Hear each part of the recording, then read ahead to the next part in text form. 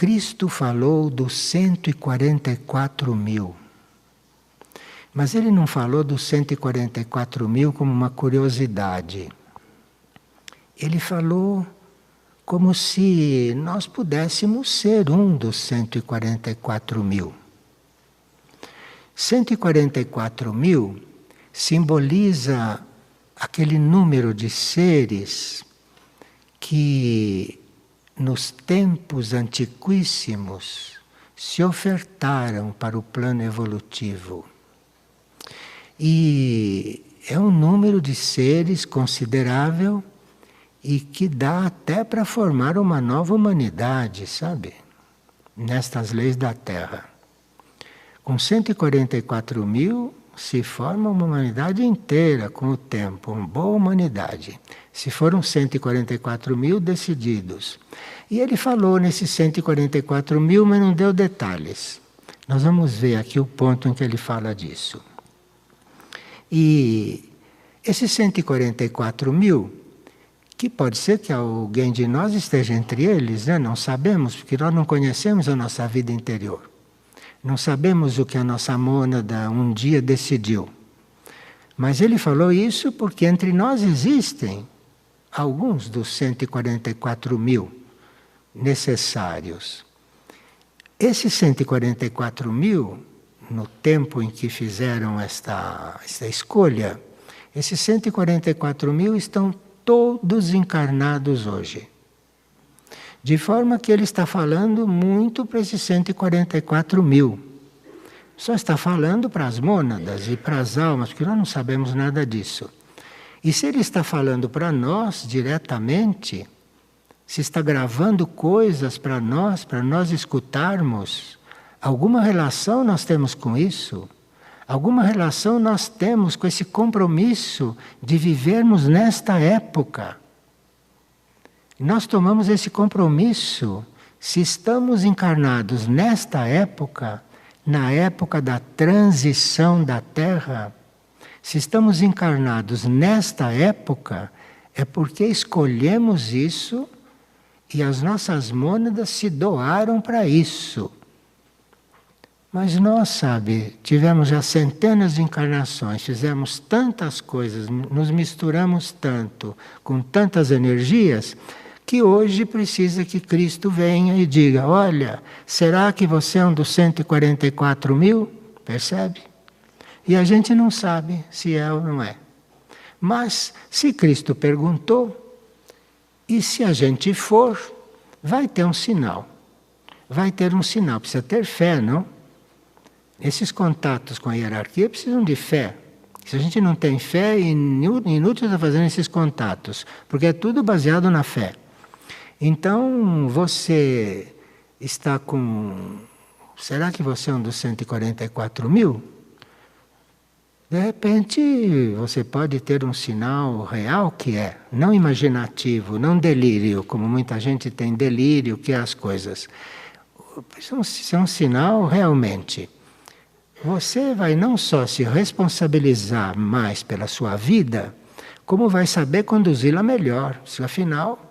Se eu nasci agora, se eu escolhi nasci agora, desde o princípio, se eu optei por viver num momento como este, eu tenho que assumir minha vida de outra forma. Eu tenho que saber o que eu tenho que fazer na vida.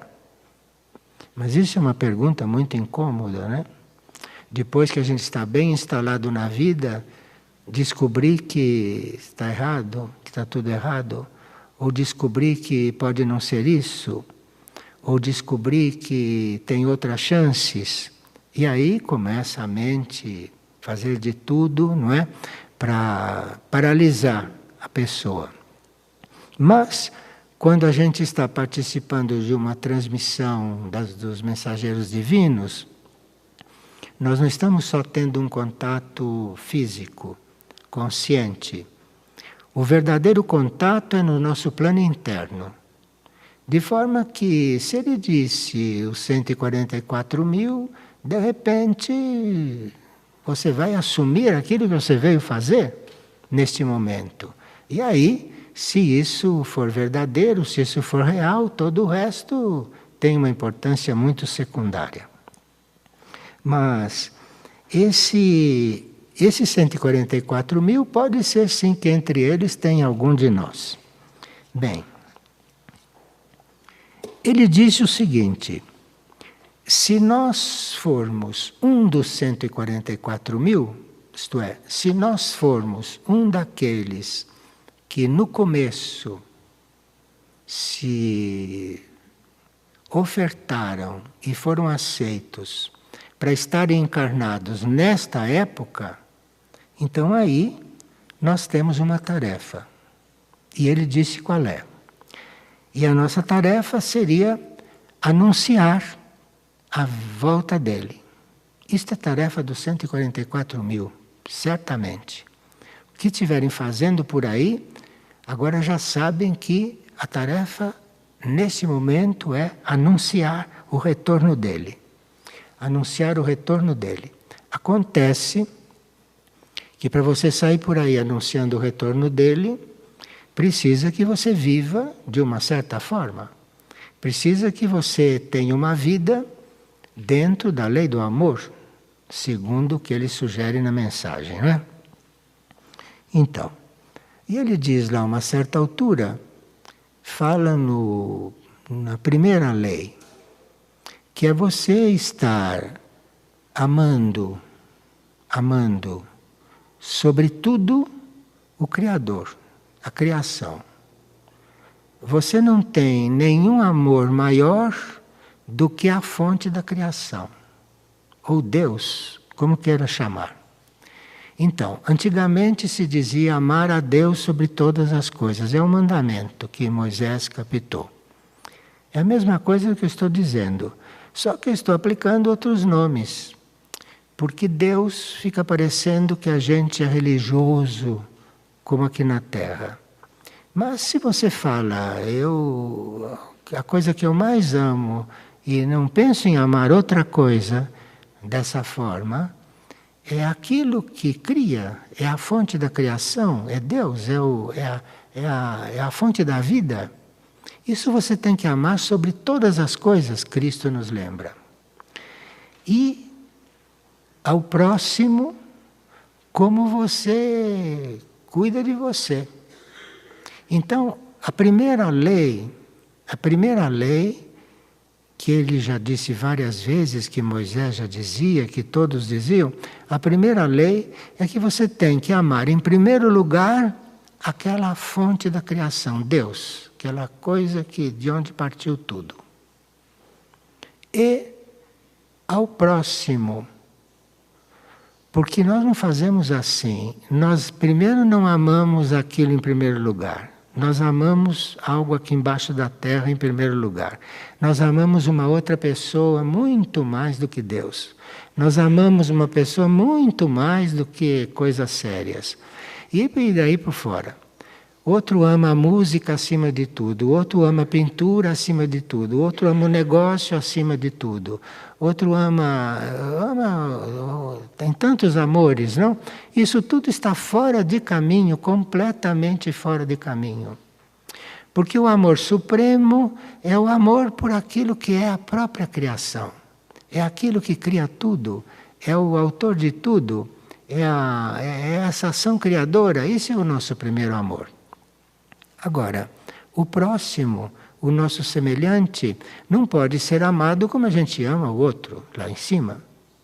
Mas eu posso sim amar o próximo assim como amo a mim. E o cuidado que eu tenho comigo, essa coisa que eu tenho comigo, eu posso ter com o meu próximo. Quer dizer, eu tenho que colocar o próximo no mesmo nível meu. Isso é muito difícil, sabe? Isso não é fácil, não. Olha que é a primeira lei.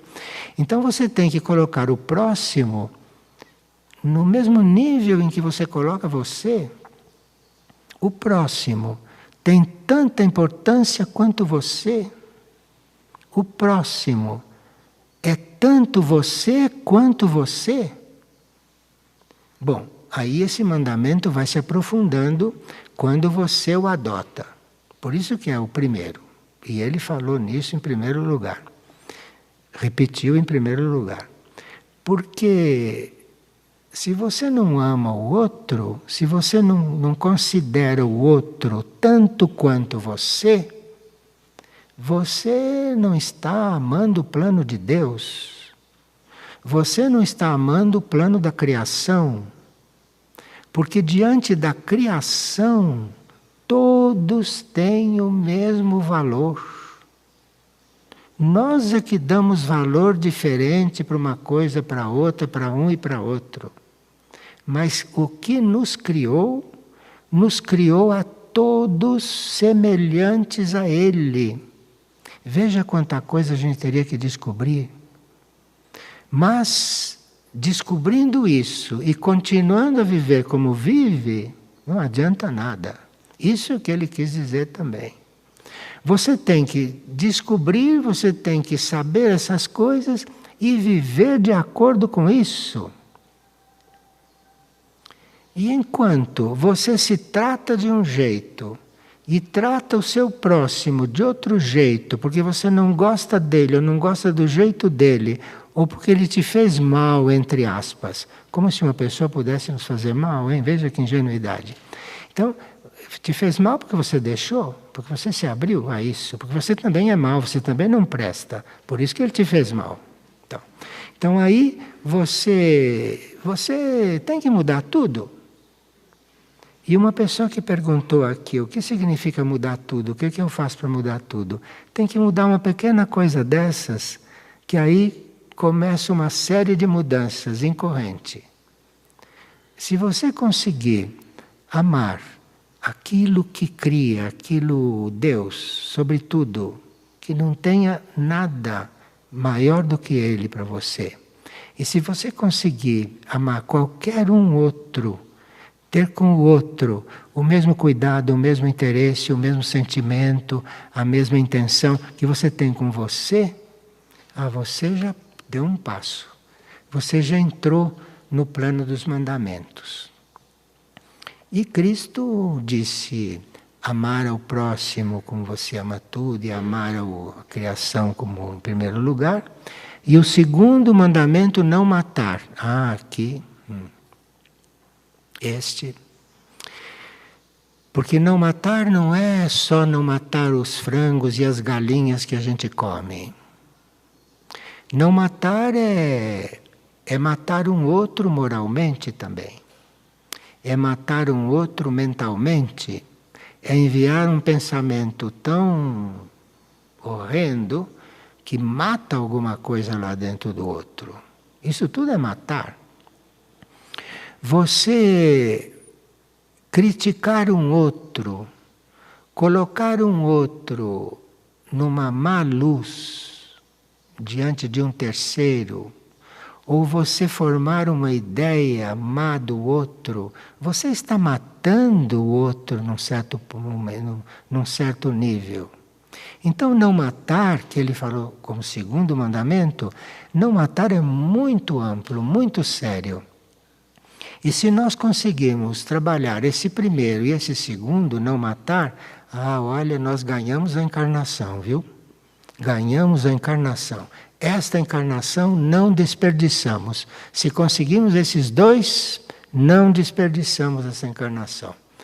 Não é que a gente vai ser perfeito no amor e na inofensividade. Nunca vai ser perfeito. Mas começou. E se você começou e se levou a sério e se continuou e que assumiu, você assumiu isso, você assumiu essas duas leis, se você assumiu, aí você vai começar a ser ajudado.